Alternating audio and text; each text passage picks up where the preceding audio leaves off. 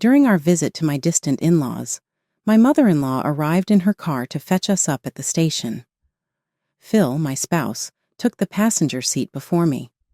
Upon attempting to open the back seat door, I discovered it was secured. "It appears that the door is locked, Mother," I remarked, peering through the car window. After exchanging glances, Phil and my mother-in-law burst out laughing. "Why should I let an incompetent woman who can't even do proper wife duties into the car?" my mother-in-law asked with a smile. "What? How do you mean?"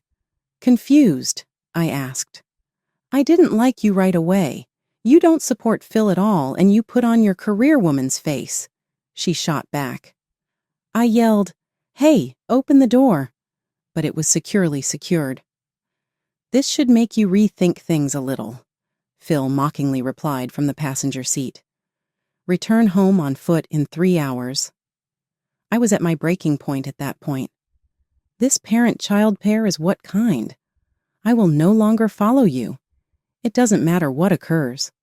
"All right," I managed to squeeze out a response. Phil and my mother-in-law let out a big giggle before rolling up the window and taking off. After an hour, Phil kept calling me. "My name is Katie Simpson, and I'm a 31-year-old working wife. Spanish is my first language, yet I work for a foreign corporation. My work environment is dynamic, and I dedicated my 20s to my career.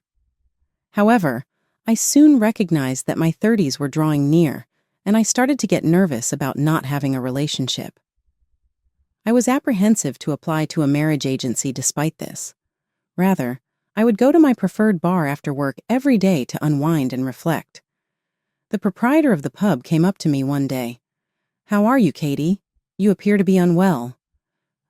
Maybe it's time I start thinking about marriage, but I can't find a partner." "I see." He said, "I know it's weird to suggest this to a customer, but how about me?" "What?"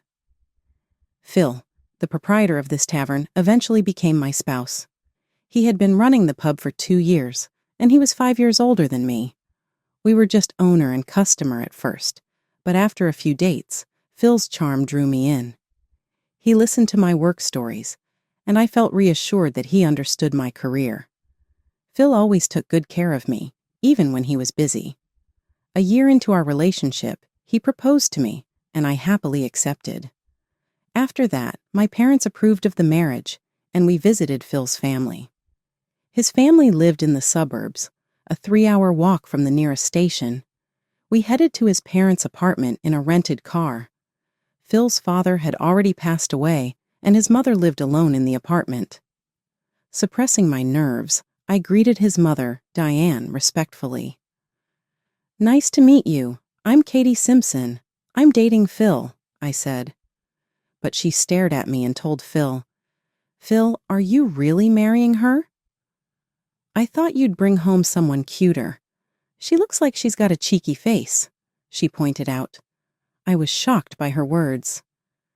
"And if you become his wife, can you help Phil with his work?" "He's always busy." "You're quitting your job, right?" she questioned. I hurriedly explained that I intended to continue working at my foreign company and had no plans to quit. "You think you can be a wife like that? I don't care if you work for a foreign company, but you're just cheeky. Phil, don't marry this woman," she criticized. I looked at Phil for help, but he said, Hey, Mom, Katie's salary is high. It's fine if she keeps working, right?" "Good income, huh?" "Well, if that's the case, I guess it can't be helped." Phil's words seemed to soften his mother, but I was still hurting. "Even if you get married, don't slack off at work," she warned, and I felt troubled by her advice.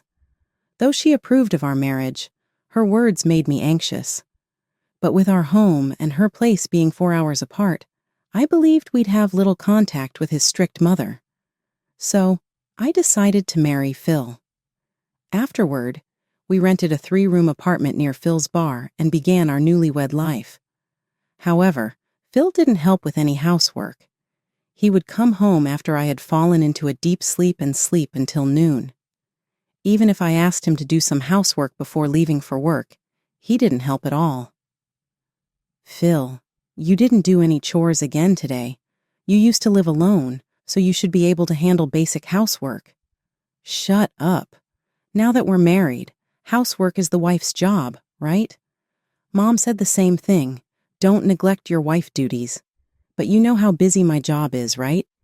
You think working for a foreign company makes you look cool. You can't control me just because you have a better job and education. Phil's words seemed to reveal his frustration about my higher educational background and career status. Where did the man who understood my career before marriage disappear to?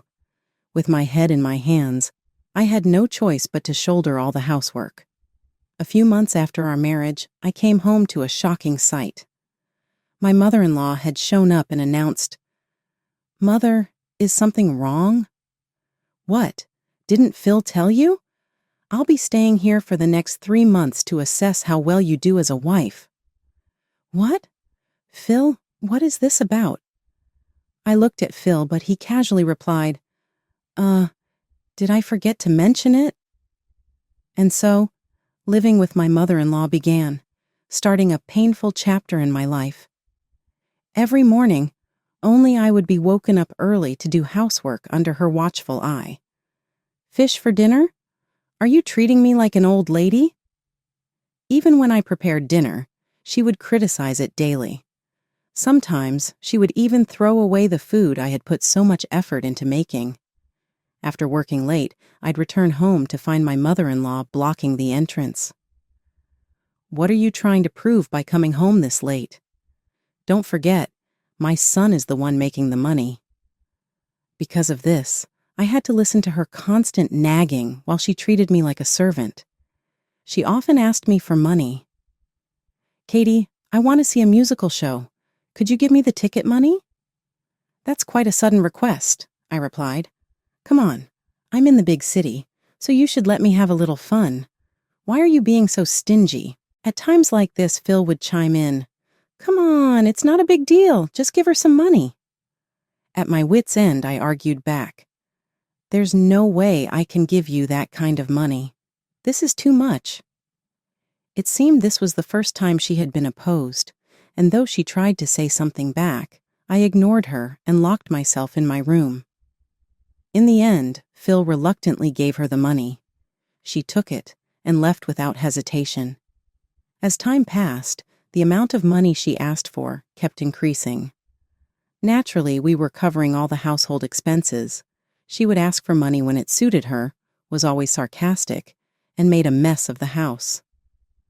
Unable to tolerate the situation any longer, I brought it up with Phil one day. "Phil, the way your mom treats me is just too much. You need to take action as my husband." But Phil, visibly angry, said, "What are you talking about? Are you planning to criticize my mom?" "No, that's not what You think you're superior to me and Mom just because you earn more, don't you? I can see right through you." "What are you even saying? I don't understand." While I was confused, Phil coldly said, "Mom isn't wrong about anything. You're a bad wife, so she's training you. If you continue to criticize her, I'll take measures." "What do you mean by measures?"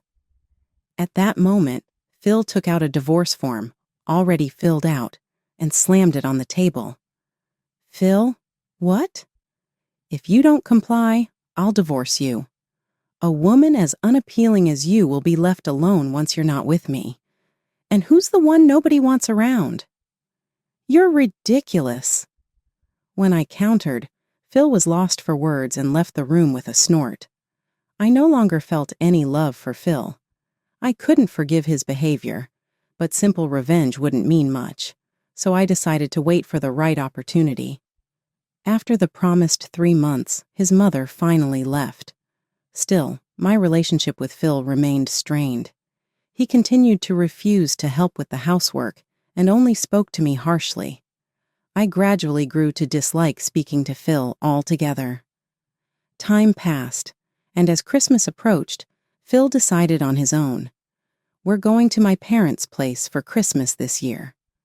Since we were married, I had no choice but to comply, so I reluctantly agreed. On the day of the trip, we took the train. While visiting the in-laws who lived far away, my mother-in-law came to pick us up at the station in her car. Phil got into the passenger seat first, and as I tried to open the back seat door, I realized it was locked. Mother, the door seems to be locked," I said through the car window. My mother-in-law and Phil looked at each other and started laughing. Why should I let an incompetent woman who can't even do proper wife duties into the car? What? What do you mean? I never liked you from the start. You wear your career woman attitude on your face and don't support Phil at all. Hey, open the door, I demanded, but the door remained firmly locked. Then Phil, in the passenger seat, said mockingly, "This should make you rethink things a little. Walk 3 hours back home." At that moment, I couldn't take it anymore. What kind of parent-child pair is this? I won't follow you anymore. I don't care what happens. Fine, I replied, squeezing out my words. My mother-in-law and Phil laughed loudly, rolled up the windows, and drove off. I just silently watched their car drive away. Well then, let's head back, I murmured to myself, and I returned to the station. Instead of going back to their place, I vowed never to go back there again. No matter how angry my mother-in-law and Phil would get, I didn't care anymore. I managed to find an open seat on the train and quickly left the area. An hour had passed since I had separated from my husband, and then my phone started ringing. The caller was Phil. I ignored it and put my phone in my coat pocket. The calls kept coming, almost like a relentless pursuit. Unable to bear it any longer, I stepped out onto the train deck and answered the call. "Hello," I said. "You finally picked up. Where are you?" Phil asked in a panicked voice. Keeping my composure, I asked, "What's with all the calls? What's going on?" So, after that, we decided to go for a drive and head back home, and I took Mom to a tourist spot. "On the way, we had an accident," he replied. "An accident? What do you mean?" "We both got minor injuries, but the other party is a foreigner, really angry, and we can't communicate. You're good at Spanish, so could you come to mediate?" Phil asked frantically. "I see. Are you really listening? The other car looks very expensive, and the driver is yelling in Spanish. Hurry up and come here. Where are you walking right now?" Phil said. "I'm not walking," I replied. "Actually, I'm on the train right now. We're about to enter a tunnel, so the signal might cut off." "What the hell? Are you kidding me? Are you heading back home?" Phil shouted, but I hung up immediately. Even though the tunnel was a lie, I smiled coolly. After returning home and packing my belongings, I quickly moved into a short-stay rental apartment. Once that was done, I headed to a certain place. After the Christmas holiday ended and the first working day of the year arrived, I left the office to find my mother-in-law with crutches and Phil with a neck brace waiting for me. "What are you two doing?" I asked with a scowl, and both turned red in the face. "There's no one at home, and you're not answering your phone. What on earth have you been doing? Unforgivable!" they yelled. To avoid causing a scene, I led them to a nearby cafe. "Why did you not come last time? And you call yourself a wife?" My mother-in-law began to shout, but I ordered coffee and chose to ignore her.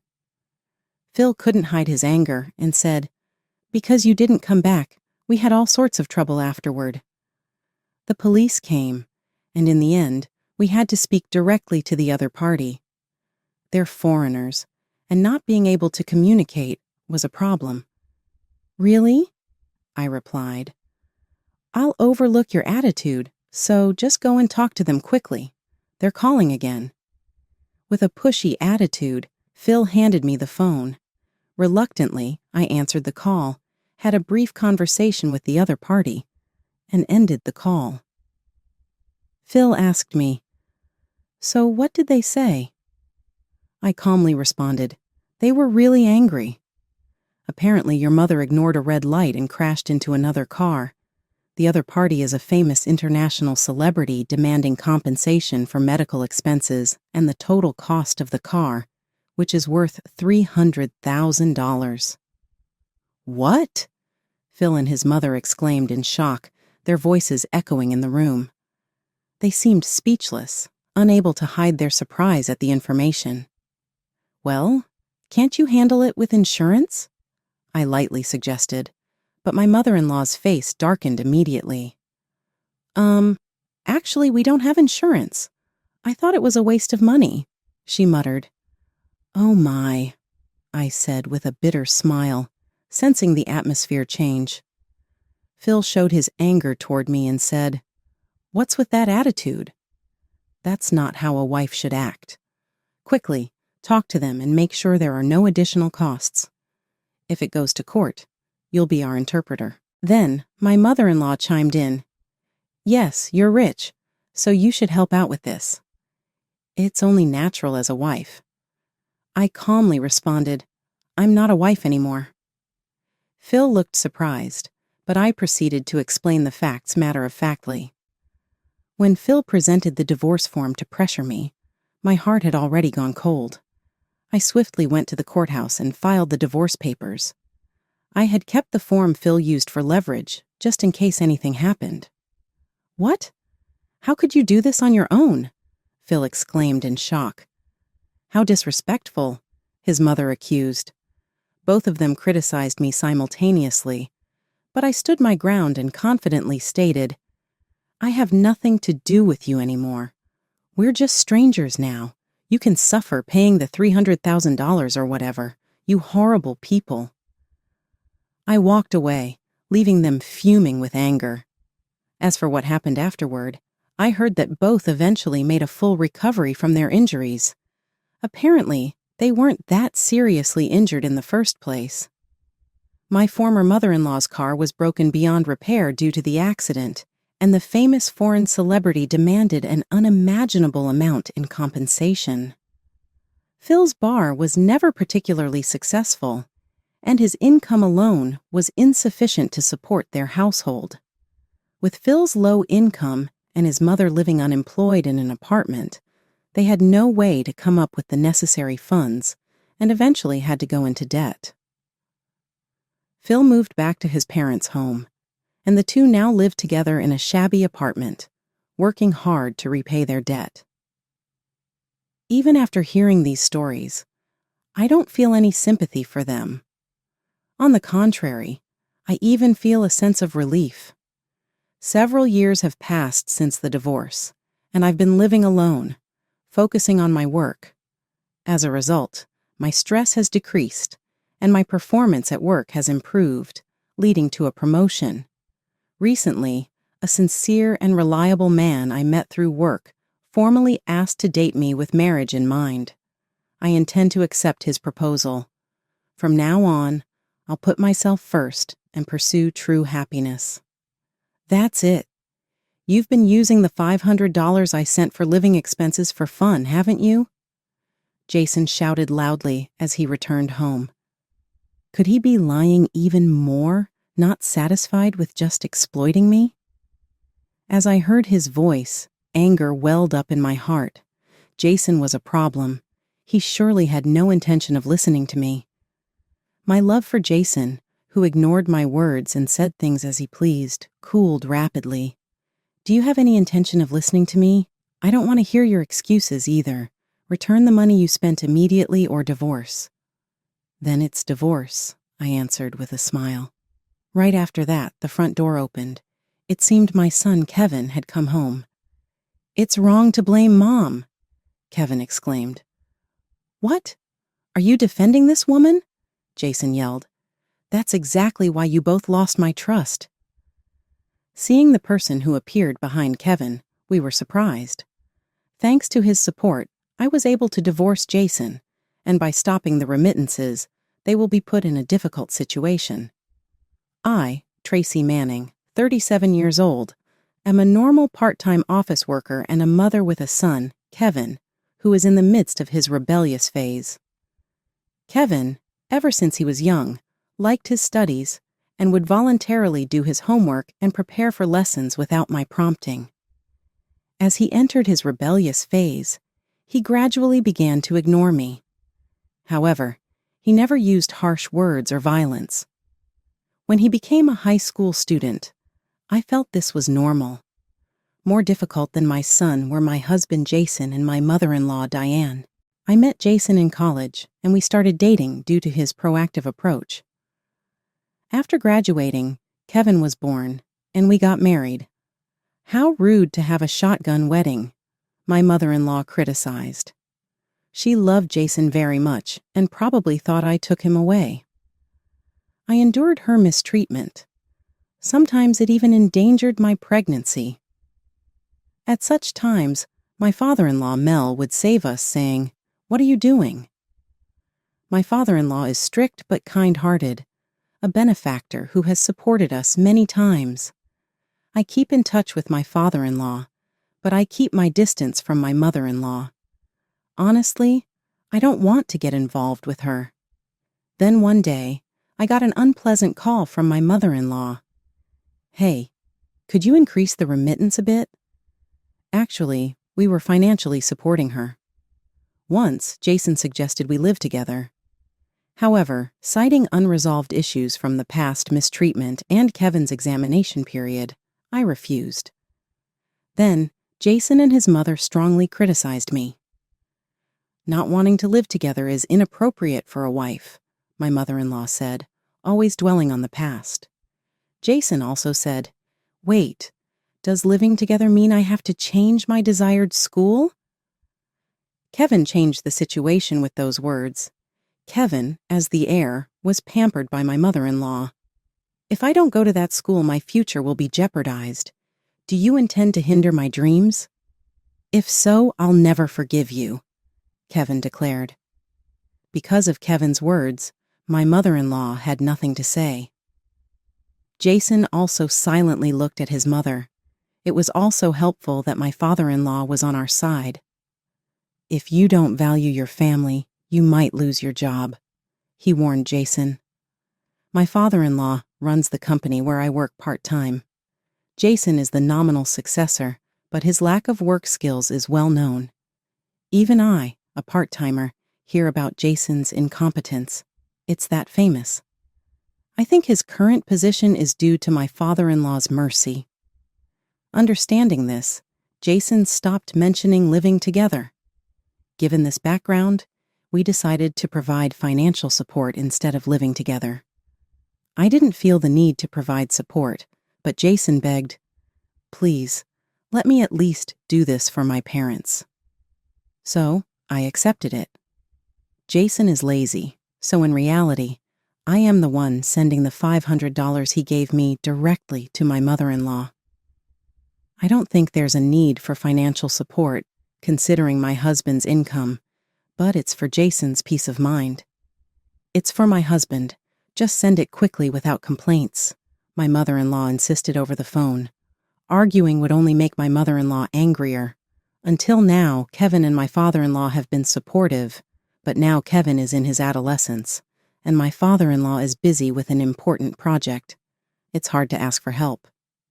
Despite this, my mother-in-law's persistent demands for more money continued, so I decided to add another $300 from my part-time income. Just $300? Well, okay.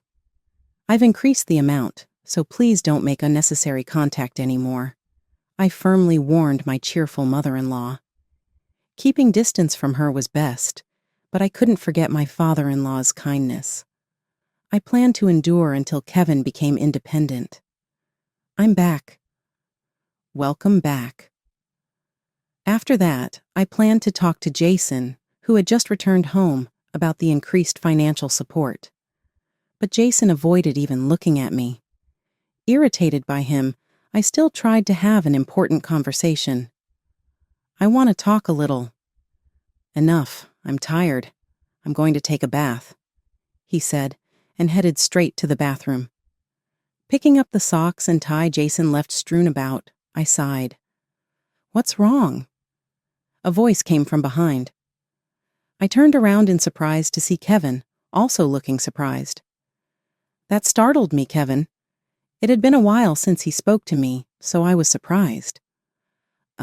Sorry about that. I didn't mean to startle you. It's okay. Did something happen? We talked for the first time in a long while. I was so happy. I ended up telling him everything. Being ignored by your own husband is indeed painful. Meanwhile, Kevin listened to my story, seemingly deep in thought. Maybe Grandma... Hey, I'm done with the bath. Time for dinner, Jason interrupted as he returned to the living room. Kevin stopped speaking and went back to his room. Feeling like I had missed a precious moment with my child, I served dinner to Jason. Hey, I have something I want to talk about. Fish? Not meat? Jason interrupted. I feel like eating meat. You said you wanted fish today, I retorted, frustrated. That was this morning. Right now I feel like eating meat. A wife should sense these things. I don't have ESP, you know. I go shopping after work. You should tell me beforehand. Shut up. You're a failure as a wife. Why did I have to be criticized like this?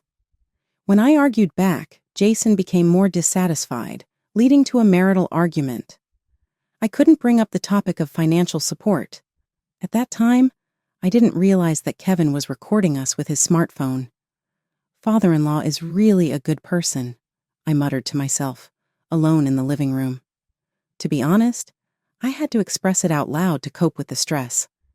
Jason used to be considerate of my health and help with housework when we were younger. That's why I decided to marry him. But after Kevin was born, everything changed. While I struggled with Kevin, praying he would support me, Jason didn't help at all. He continuously criticized me, saying, Mom would do it this way, or Mom would be perfect. Thoughts of divorce came and went in my mind. I pondered over the future, alone after such events. Around the time Kevin started his summer vacation, Jason completely ignored me. It was the same behavior Kevin had during his rebellious phase. I thought, is he really a mature adult? Something important must have come up at our parents' house. One day, our family was called to my in-laws' house. It was sudden. I had work, and Kevin had other plans, so I sent Jason alone. Jason looked a bit displeased but took leave and went by himself. Kevin was also getting ready to leave. Kevin, where are you going? I asked.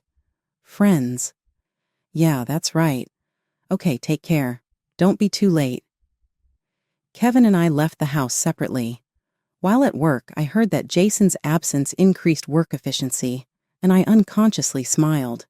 When I returned home, no one had come back yet, so I started preparing dinner, wondering if I would be criticized that day. Suddenly, Hey, Tracy! Jason yelled as he entered through the front door. What happened, Jason? You seem so upset. You've been deceiving me, Jason shouted with doubtful eyes. What? I tilted my head, not understanding his words. Jason glared at me with anger. We're getting a divorce. You've been playing with the $500 I gave you for living expenses. As soon as he came home, Jason began his angry tirade. Listening to him, anger also welled up in my heart. Jason was out of line. Seeing his behavior, it was clear he had no intention of listening to me. His attitude of unilaterally throwing words without hearing me rapidly cooled my affection for him. Don't you intend to listen to me? I asked. I don't want to hear your excuses.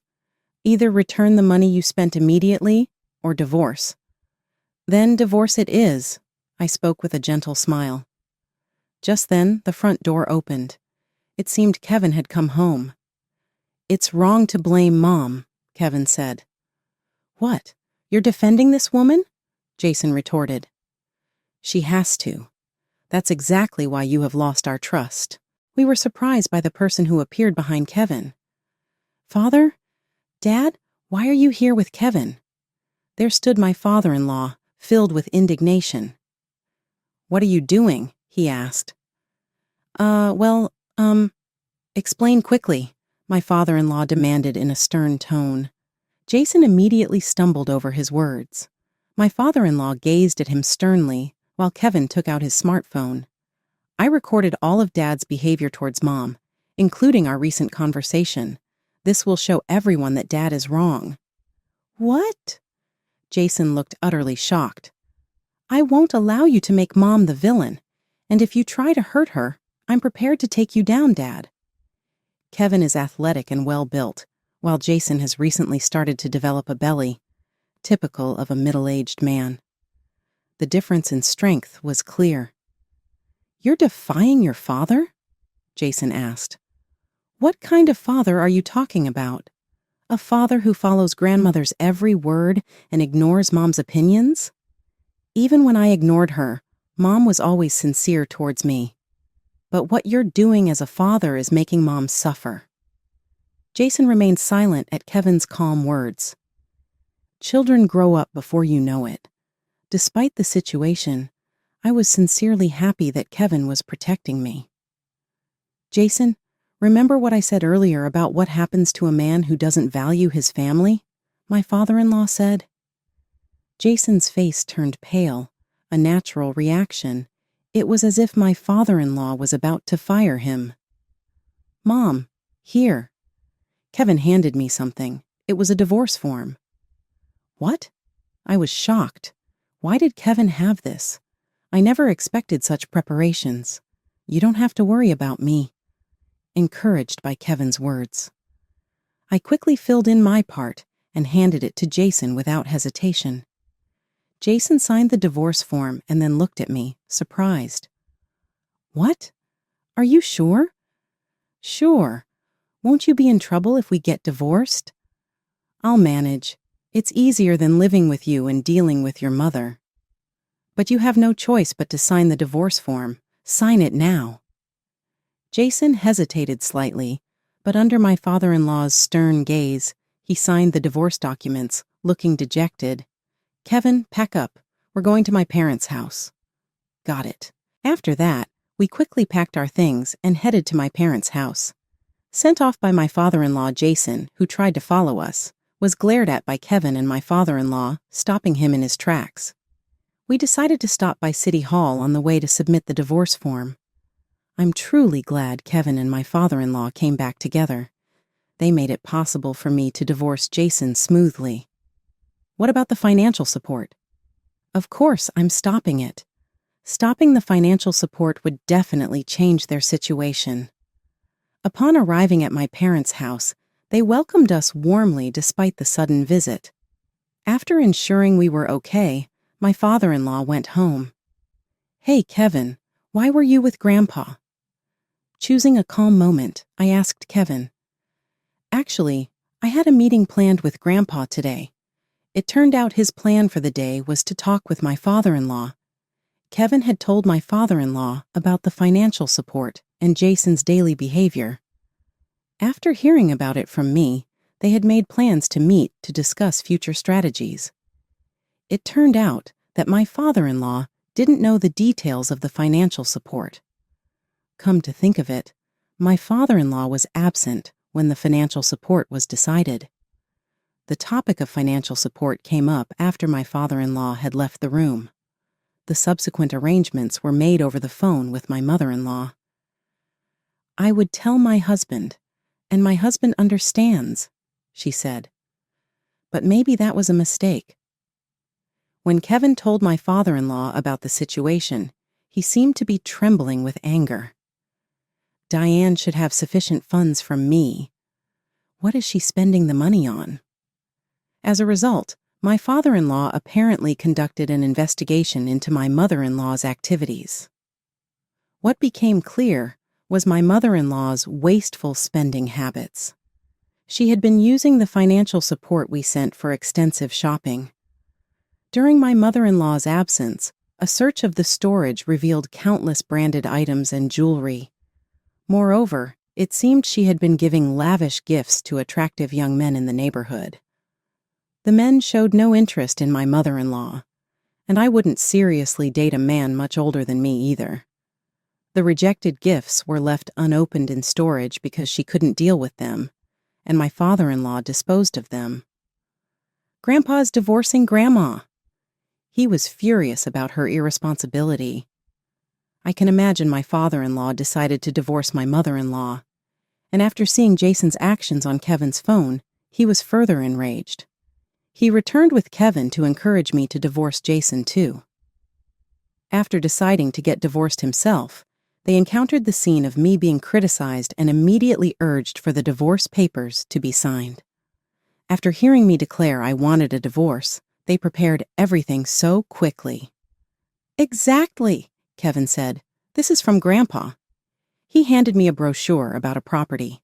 The property was of moderate size, located midway between the school and my workplace. It seemed a bit far from my in-laws' house. "What does this mean?" I asked. "Grandpa wants to offer us this house as an apology for the recent situation," Kevin explained. I was wide-eyed with surprise. While I would have to drive from my parents' house, I could commute using regular routes from this new house. Grandpa said he doesn't want us to hesitate. It seems he'd be happy if we accepted the house. I see. I need to thank him later. I was impressed by such generosity, typical of a CEO. I gratefully accepted the house offered by my father-in-law. Eventually, Jason lost his job, not only because of this incident, but also because he exposed his incompetence by leveraging his position as the CEO's son, causing various problems. He was pushing off the little work he was assigned, coercing young female employees into relationships, and harassing male employees. During the discussion of these issues, testimonies piled up, resulting in Jason's immediate dismissal. My mother-in-law, divorced by my father-in-law and kicked out of the house, apparently ended up at Jason's place. After the settlement of asset division and child support, Jason's savings were almost depleted, and he was hit with the misfortune of losing his job. Recently, I saw Dad working at a classmate's part-time job, being scolded. "Really? Did that classmate say anything special?" I asked. "Yeah," he said. "A man like your dad came in. I told him not to hesitate to be strict if he's not useful," Kevin replied. I see, that's how it is, being continuously scolded by his son's classmate. What a pitiful situation. He was famous for his incompetence, and as he aged, his prospects for re-employment became even more difficult. On top of that, with my mother-in-law's unreformed spending habits, he is now struggling with debt. I heard from locals that fighting can be heard from their house daily, and recently the police were called due to the disturbance. That incident must have been a significant humiliation for him. Perhaps soon he might have to leave that house, facing the possibility of being evicted due to mortgage delinquency. On one hand, I made progress in my career. My promotion to a full-time position meant more time and responsibility, but it also came with a corresponding increase in income. Life became a bit more comfortable compared to before, and I no longer had to worry about the monthly financial support. After hearing about Jason's situation, Kevin started showing interest in part-time work.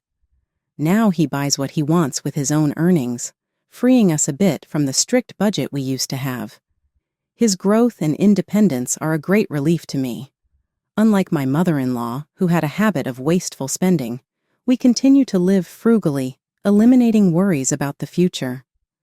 Our family is striving for a stable financial life. My relationship with my father-in-law remains good, and we see each other regularly. One day, my father-in-law made an unexpected proposal to Kevin. "If you haven't decided on your future plans yet, how about considering taking over my business after graduation? I'd like you to play a key role in our company," he said. It seems my father-in-law has always considered Kevin as a successor to the company. Maybe employing Jason was part of this plan to spark Kevin's interest. There's no need to rush. If you don't find another dream by the time you graduate from college, I'd like you to consider our business as an option, my father-in-law said, and Kevin took his words seriously. "Kevin, you can choose your own path. Don't worry about the favor. I'll solve it through my work, I told him. Thanks, Mom. Actually, I'm still undecided about my future, Kevin replied. He's aiming for a top university's economics department, but his future is still unclear. Then, one day, I received a call from Jason. He was struggling with the mortgage payments and ended up selling the house. I was just astonished by Jason, who left my mother-in-law behind. I understood that Jason was walking the path he chose, but I was still disappointed by his actions. You won't have any more trouble with my mom. Let's start over, Tracy. Kevin needs a real father, Jason said, to which I sharply reacted. What do you have left now? I asked, and he just looked puzzled. Through this exchange, I reconsidered my and Kevin's future. Our lives aren't dictated by someone else's choices. No matter what path Kevin chooses, I plan to support him fully.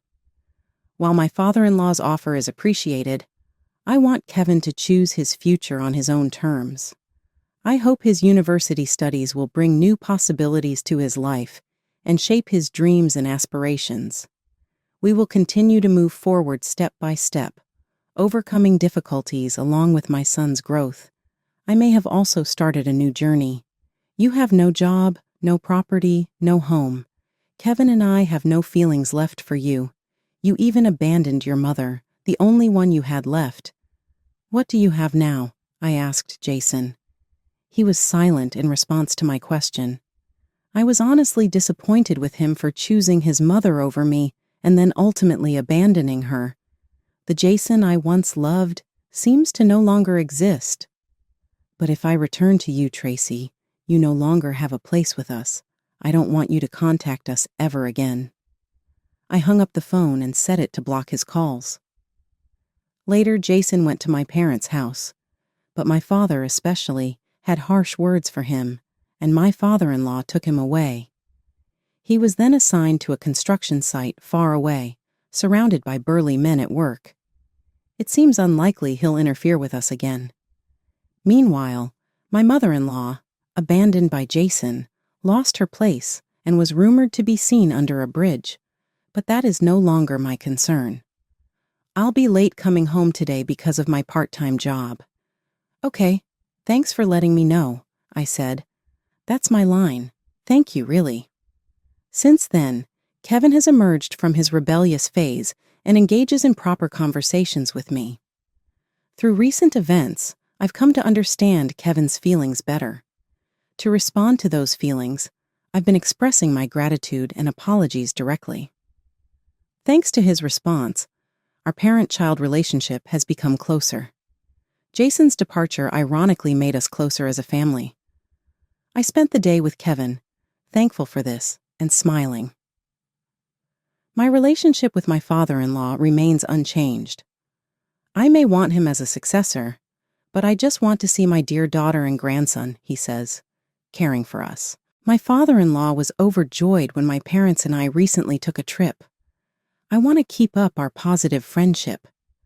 Jason began sending letters to my parents years after the divorce, pleading for a reunion. Without reading another one of his letters, I've been tormenting them.